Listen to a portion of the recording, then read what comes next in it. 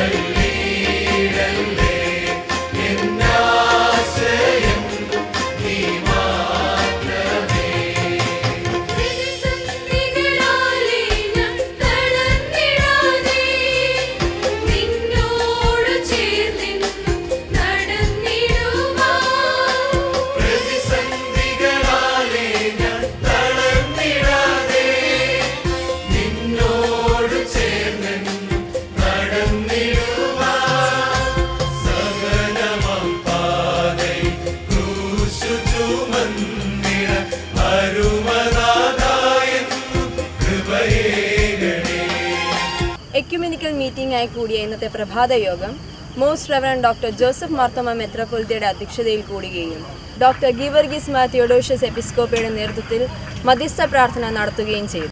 Alva KT Mathew, കൗംപ്രയാറിൽ 8 വയസ്സുള്ള Aleena S Mathew blood cancer മൂലം പൈതൽ വിഷമിക്കുന്നു.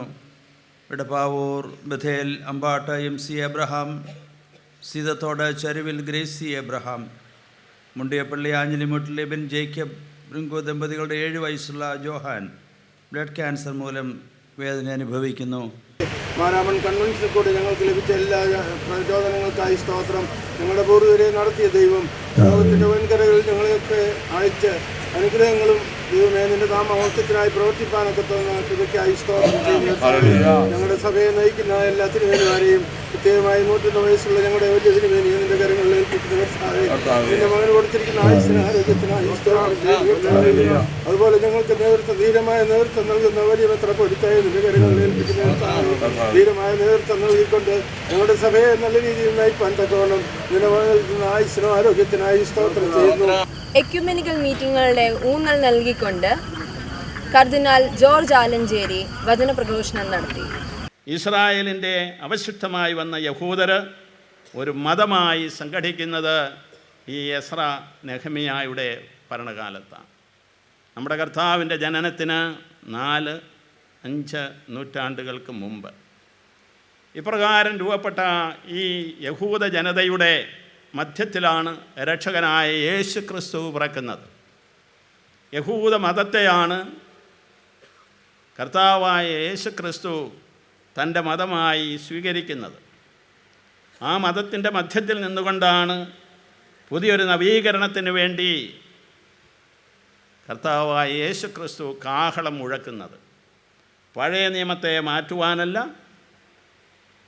അതിനെ പൂർത്തീകരിക്കുവാനാണ് ഞാൻ വന്നിരിക്കുന്നതെന്ന് അനിഷേധ്യമായ ഭാഷയിൽ യേശു പറയുന്നത് നിയമത്തിന് യഹൂദർക്കുണ്ടായിരുന്ന പ്രാധാന്യം അവരുടെ ഹൃദയത്തിൽ രൂഢമൂലമായിരുന്നതുകൊണ്ടാണ്. നിയമം വഴിയല്ല രക്ഷ എന്ന് വരികിലും പൗലോസ് ശ്ലീഹ പറയുന്നത് പോലെ കൃപയാലാണ് രക്ഷ എന്ന് വരികിലും നിയമത്തിന് കൃപയോട് ചേർന്നുള്ള പ്രാധാന്യം വ്യക്തമാക്കിക്കൊണ്ടാണ് കർത്താവായ യേശു പ്രസംഗിച്ചതെന്ന് നമുക്കറിയാം.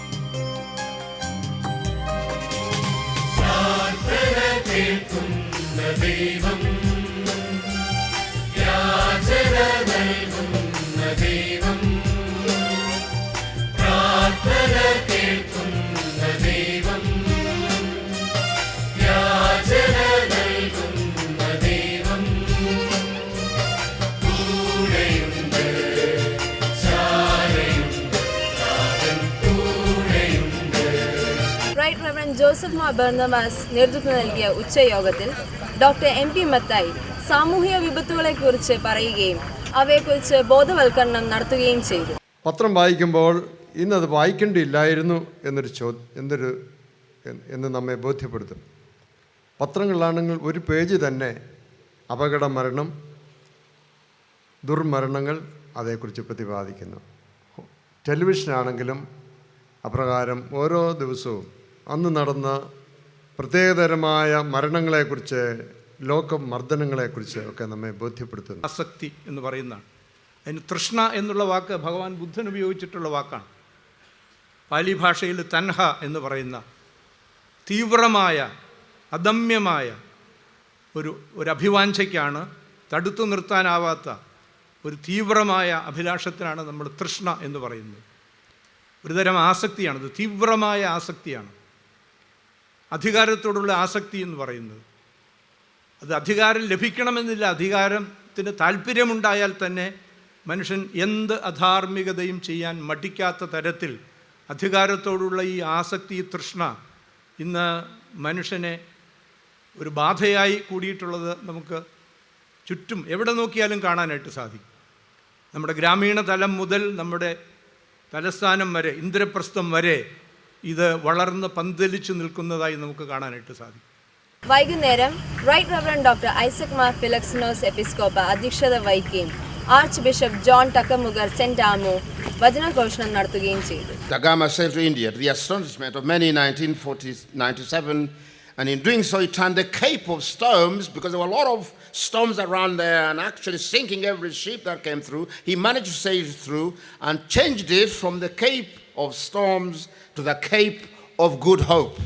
കൊടുങ്കാറ്റുകളുടെ മുനമ്പിനെ അതിജീവിക്കുന്ന വാസ്കോ ഡ ഗാമ കൊടുങ്കാറ്റിൻ്റെ മുനമ്പിന് ഒരു പുതിയ പേർ നൽകുകയാണ്, ശുഭ പ്രത്യാശയുടെ മുനമ്പ്.